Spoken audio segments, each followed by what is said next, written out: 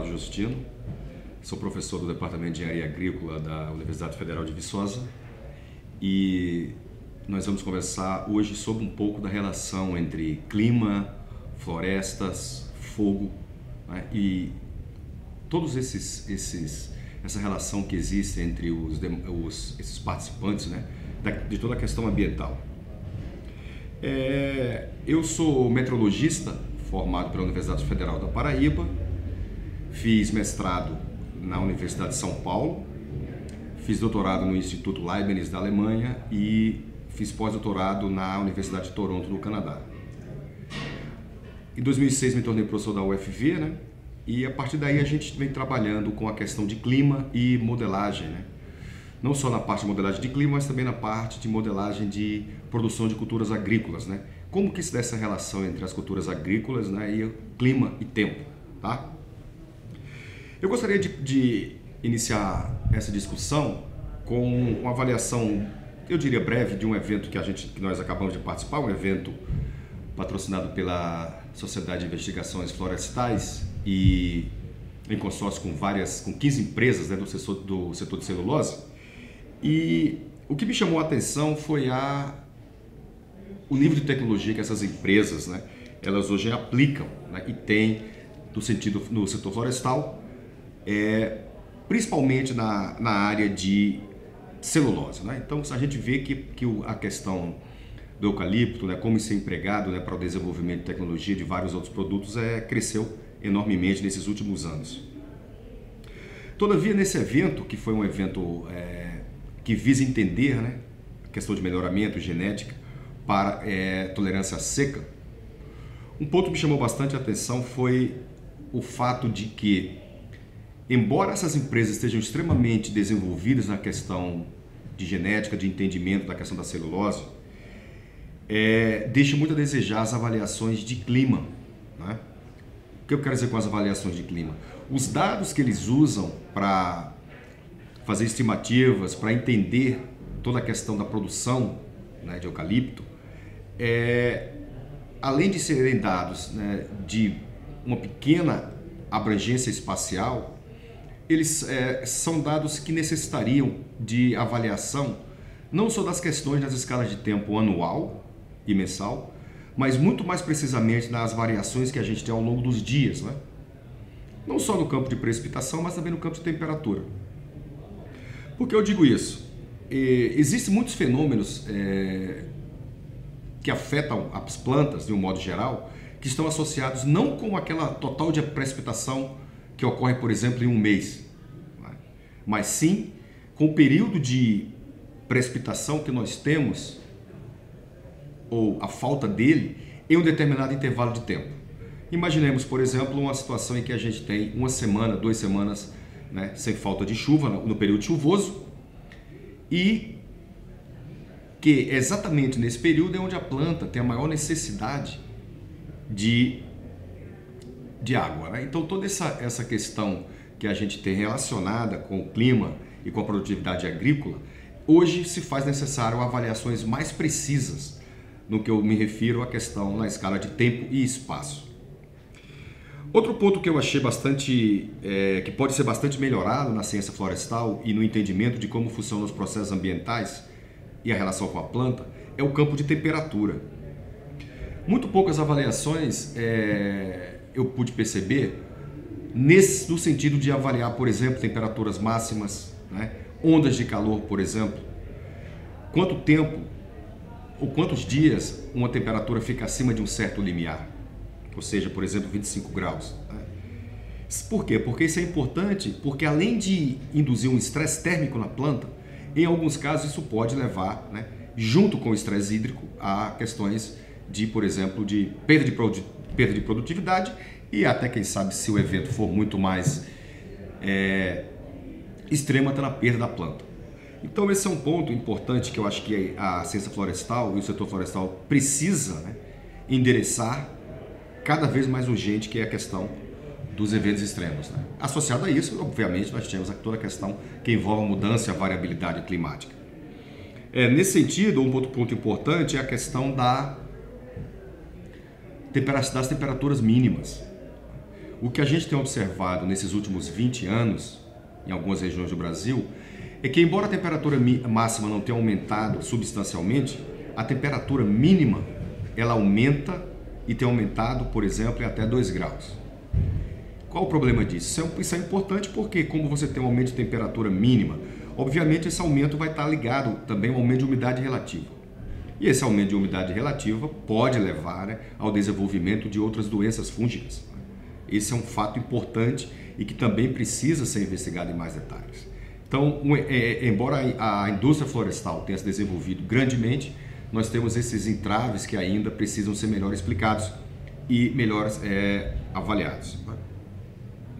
Isso basicamente deve-se também à nossa perspectiva, né, em que os eventos extremos de tempo e clima eles vão se tornar cada vez mais severos, né, no futuro próximo. No sentido em que você tem períodos de estiagem mais intensos e mais duradouros e períodos de chuvas torrenciais, por exemplo, acumulados em curto espaço de tempo. Não é? Então, isso tudo vai estar associado com secas e com inundações. Obviamente, toda essa questão de seca e inundação vai também causar problemas nas plantas, né? Então, essa é uma questão que eu acho que precisa ser feita, né? Por exemplo, um entendimento melhor, né, de toda essa relação. E o que a gente nota também é que o aparecimento mais recente, por exemplo, de distúrbios fisiológicos no setor florestal. E a que se deve esse aparecimento desses distúrbios, né? Novamente, é importante destacar que existem algumas indicações de que esses distúrbios podem estar, por exemplo, associados, né, com eventos de chuva torrencial e período de escassez logo após essas chuvas. Então a gente não vai ter como buscar um melhoramento genético do eucalipto se nós continuarmos fazendo essas avaliações por mês e por ano com relação ao campo de precipitação, sendo necessário então essas avaliações de mais curto prazo, né? Outro ponto importante que também a gente não pode nunca esquecer é a relação que se dá não linear entre a umidade do ar ou precipitação e o campo de temperatura, né?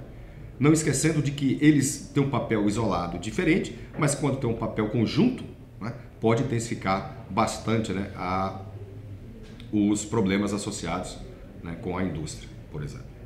Então o que a gente nota é que esses eventos, além de estar se tornando muito mais extremos, eles levam a uma suscetibilidade da atmosfera muito maior, por exemplo, à ocorrência de fogo, que é hoje talvez o distúrbio, né, no mundo que causa o maior dano ao ambiente, não só pela própria perda de biodiversidade e de plantas, mas também muito associado com a questão das emissões de gases de efeito estufa, né?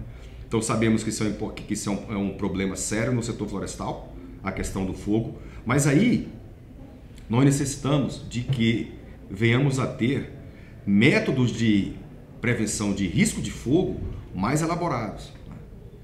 Boa parte das empresas que trabalham com risco de fogos, eles ainda usam índices, por exemplo, dos anos 60, dos anos 70, que são extremamente restritos nas suas avaliações. E boa parte desses índices de risco de fogo, eles não levam em consideração o bioma a qual o fogo vai estar atrelado.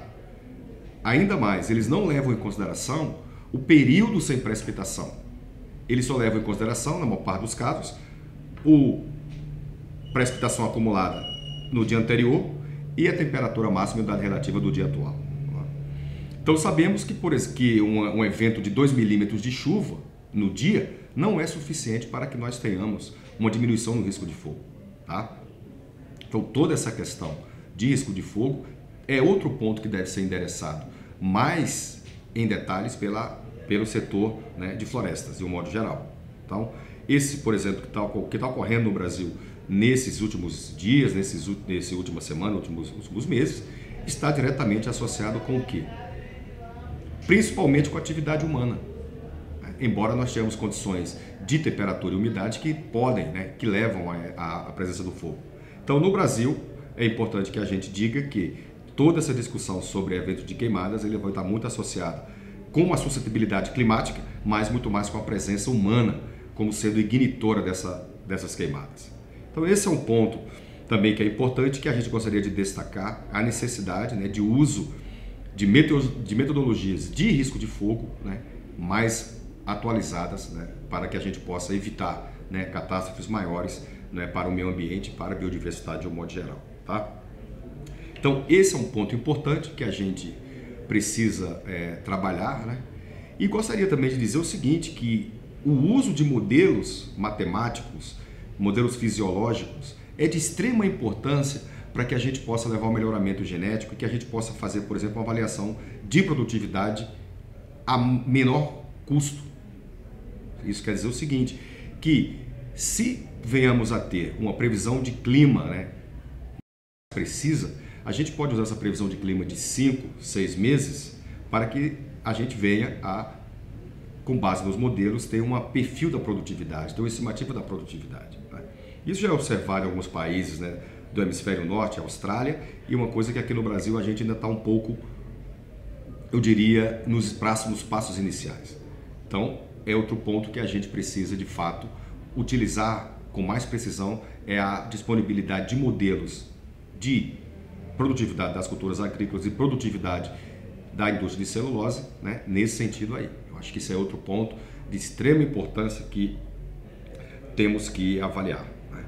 Então, existe a problemática hoje da espacialização dos dados de tempo e clima, né? Nós sabemos que o Brasil, devido à sua imensa área territorial, é um país que sofre com eu diria, a escassa, né, distribuição de estações meteorológicas. E felizmente hoje a gente tem alguns bancos de dados baseados em satélites e baseado em reconstruções, né, através de reanálise, em que a gente pode, por exemplo, usar dados em uma resolução de 5 km para temperatura e chuva, né, fazendo assim com que possamos, de uma forma mais precisa, fazer uma avaliação microclimática da região. Porque sabemos que as áreas, no sentido de eucalipto, elas chegam a ser 200, 300 mil hectares. Então, nessas regiões, faz-se necessário uma avaliação a nível, eu diria, quase de talhão, para que a gente possa, de fato, ter a distribuição micrometeorológica desses dados e que a gente possa fazer uma avaliação. Não assumir, por exemplo, que os dados que a gente tem em 50, 60 quilômetros, eles podem ser estendidos para outras áreas. Então, a possibilidade hoje de uso de dados, de reanálises e dados de satélite, tanto do campo de precipitação quanto temperatura do ar, são extremamente importantes para que a gente possa ter um monitoramento bem mais preciso, né, dos campos ambientais que interferem diretamente na produtividade, né, do eucalipto, né, e certamente da qualidade da madeira para seus mais diversos fins. Eu acho que esse é um ponto fundamental em que a gente precisa atacar o mais breve possível, né, embora, né, a questão genética e a questão da tecnologia esteja bastante desenvolvido na indústria florestal. Falamos, acho que de um certo modo, sobre as florestas plantadas, e agora vamos falar um pouco sobre as florestas naturais, né? Eu me refiro aqui agora, por exemplo, à floresta amazônica. A floresta amazônica, ela tem experimentado ao longo da história da Terra variações em tamanho, em forma, né, bastante grande. Se nós imaginarmos que, por exemplo, há 20 mil anos atrás, enquanto a Terra era basicamente gelo, ou o hemisfério norte, a floresta amazônica ela foi cerca de 20, 30% do que ela é hoje, né? E é conhecida como áreas de refúgio, quando as florestas de ombrófilas densas eram restritas ao leste da Amazônia e aquela região da Colômbia, ali era de fato as partes principais da floresta amazônica. Isso mostra que a floresta amazônica ela é suscetível, né, às variações climáticas. E o que a gente percebe é que as regiões da floresta em que elas são desmatadas, elas são regiões que têm um microclima completamente diferente da região amazônica de floresta. Por exemplo, a partir do momento que você retira uma floresta e coloca uma gramínea, o que acontece é que você muda a partição de energia nesse caso. O que eu quero dizer com isso? Aquilo que deveria ser usado de energia para a floresta evapotranspirar, ou seja, jogar umidade na atmosfera, essa energia é convertida em calor. E o que acontece? Essas regiões que não têm a floresta, elas passam a ter temperaturas maiores do que as regiões de floresta. Com temperaturas menores e umidade relativa bem mais baixa, você já observa que aí você vai ter um estresse, né, um estresse populacional, no sentido de que as condições não serão ideais, né? Principalmente porque na região equatorial as temperaturas são muito maiores, né? Essa questão associada com a troca de floresta por outro bioma é importante também como indutor de fogo, no sentido de que, a partir do momento que você retira a floresta e você põe um cerrado, outra floresta, ou outro bioma, você induz temperaturas maiores na maior parte dos casos. Essas temperaturas maiores, elas vão estar associadas com um desfolhamento maior das plantas. O que é que isso faz? Isso você gera material combustível na superfície. E se você tem, por exemplo, alguma faísca de fogo, isso vai levar a um incêndio florestal. Já no caso da floresta amazônica, isso é muito menos suscetível. Por quê? Porque você tem na floresta, como ela é muito úmida, é muito mais difícil de você queimar e a quantidade de material combustível também. Com relação à questão dos incêndios florestais, de um modo geral, no Brasil, o que a gente sabe é que 98% das queimadas no Brasil elas são de origens antrópicas, ou seja, são causadas pelos humanos, né? O ser humano vai lá, põe fogo na mata e aí você tem o alastramento de uma queimada, né? Esses 2% restantes são associados com raios e relâmpagos, e basicamente são relâmpagos de origem que não tem origem, por exemplo, na precipitação, que a gente chama de relâmpago seco, né? Esses aí, ao chegar no solo, se tem uma disponibilidade de material combustível, isso vai conduzir a um incêndio florestal. Mas é muito pequeno essa questão. A partir de junho até setembro, toda a região centro-oeste do Brasil e norte, elas são suscetíveis às queimadas. Você não precisa ter um evento El Niño ou algum evento de seca para que você tenha suscetibilidade à queimada. As condições de temperatura e umidade relativa e escassez de precipitação na região central do Brasil é suficiente para que você tenha o desenvolvimento de incêndios florestais. Então a justificativa em dizer de que um ano é mais seco do que o outro e pode levar ao maior número de queimadas é parcialmente verdade, mas não é verdade todo.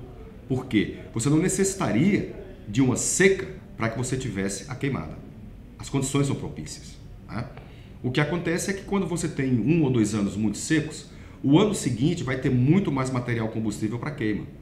E esse material combustível, na verdade, pode induzir queimadas mais intensas e maiores, né? Mas isso não é porque as condições daquele ano são mais secas. As condições dos anos anteriores foram mais secas, tá? Com relação à visão mais global e mais, eu diria, geral das questões das queimadas, por exemplo, que ocorrem na Europa, principalmente no sul da Europa, em Portugal, Espanha, Itália e mais precisamente na Turquia, essas queimadas também são basicamente de forma antrópica. Embora nesses lugares você ainda tenha a possibilidade, né, de desenvolvimento, né, pela incidência maior de relâmpagos secos. Então aí você pode, né, ter outras queimadas. Mas o que a gente tem observado é que as condições de seca têm levado a queimadas de maior intensidade, de maior envergadura, exatamente pela abrangência, né, e disponibilidade de material combustível, principalmente na Europa, né? Agora, que a questão do tempo e do clima mais quente, mais seco, certamente vão induzir queimadas, né, de uma forma muito mais intensa e com efeitos mais catastróficos. Quando nós mudamos para as queimadas na América do Norte, principalmente Califórnia e Oeste das Rochosas, a gente nota que essas queimadas elas são um pouco maiores de origem natural, no sentido de que relâmpagos são os responsáveis. Enquanto na América do Sul nós temos 98% de queimadas devido à ação antrópica, da mesma forma na Europa, no hemisfério norte, na América do Norte, Canadá e Estados Unidos, esses valores já são menores. Cerca de 30% das queimadas são de origem natural devido à questão dos relâmpagos, né? E a gente fala que são relâmpagos secos, porque os relâmpagos úmidos eles são associados com precipitação que apagariam o fogo. Então esses relâmpagos secos são os principais, não são os principais causadores nos Estados Unidos, mas eles têm um papel que não pode ser desprezado, cerca de 30%, tanto na região dos Estados Unidos como inclusive no Ártico Canadense, né? O número de queimadas também tem aumentado, mas nesse caso a origem antrópica, né, pelo efeito de migração, tem sido bastante representativo. Outro ponto importante que a gente tem notado é o seguinte: onde que é melhor a gente plantar hoje em dia as florestas, né? Existe hoje uma discussão mundial nas formas mais eficientes que a gente tem, por exemplo, de sequestrar carbono, sequestrar CO2. E um dos pontos principais, talvez o mais relevante deles, é a gente voltar a plantar florestas, né? Pela capacidade que elas têm de reter o carbono. Esse é um ponto fundamental. Todavia, o que a gente nota é que os trópicos, elas são as regiões mais afetadas pela mudança climática. Ou seja, Brasil, África, e Indonésia, que são regiões extremamente ricas em florestas, né? Principalmente as florestas de ombrófila densa, floresta verde, floresta tropical. Essas são áreas que, de acordo com os relatórios do IPCC, e até o que a gente tem observado, elas vão sofrer os maiores impactos, tanto de precipitação quanto de temperatura. Então é importante que a gente, de fato, saiba, né, qual a variedade que nós deveremos aplicar, que devemos plantar, para que a gente mitigue um pouco a questão do aquecimento global. Isso não é uma coisa simples, é uma coisa complexa, já que, por exemplo, você tem a Caatinga no norte do Brasil, você tem os Pampas lá no sul, né?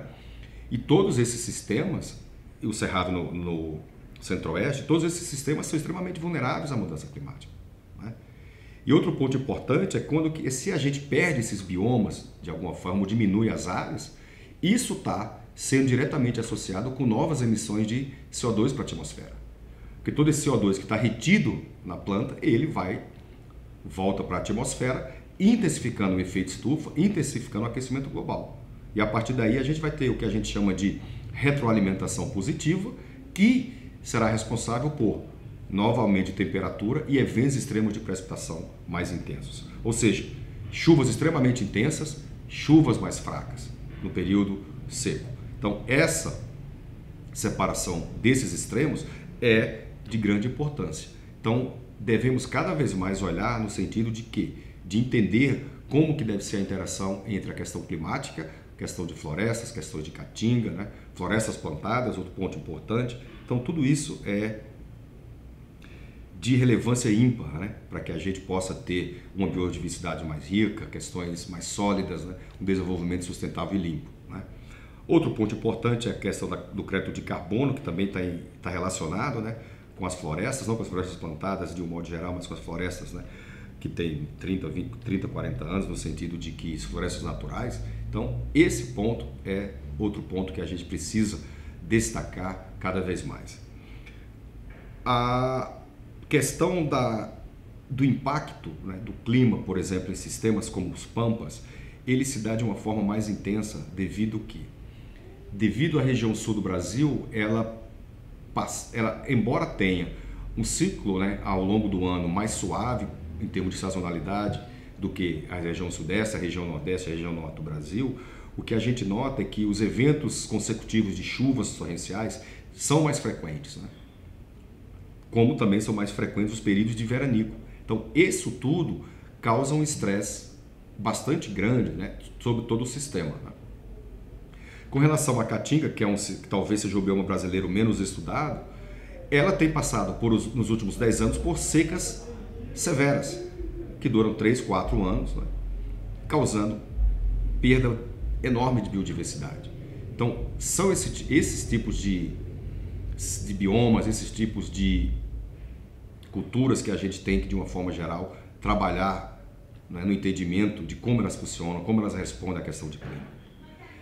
Não é simples a gente, por exemplo, fazer previsões com relação a onde a gente deve, por exemplo, estender o nosso plantio. Porque o que nós sabemos é que existe hoje a tendência de aumento de tempestades severas. E essas tempestades severas, elas vão estar associadas com um sistema de ventos muito intensos. E esses sistemas de vento também são outro evento climático de destruição de floresta. No sentido de que essas tempestades que a gente chama de downburst, que são ventos que saem da nuvem direto para a superfície, eles tanto derrubam florestas plantadas como florestas nativas, né? Então, esse é outro ponto que a gente também precisa estudar.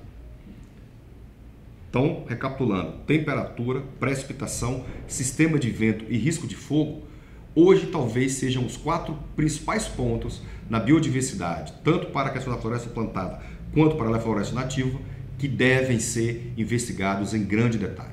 Com certeza, muitas perguntas estão na mente de vocês e a gente gostaria de se dispor, né, a responder todos os questionamentos que venham a ocorrer. E eu gostaria de passar para vocês alguns sites que são extremamente úteis e que discutem essas questões, né, mais de uma forma tanto educativa como de uma forma muito mais científica, né? O Instituto Nacional de Pesquisas Espaciais, por exemplo, é um instituto que trabalha não só com a questão de clima, mas muito precisamente nas questões das queimadas, na questão do risco de fogo, né?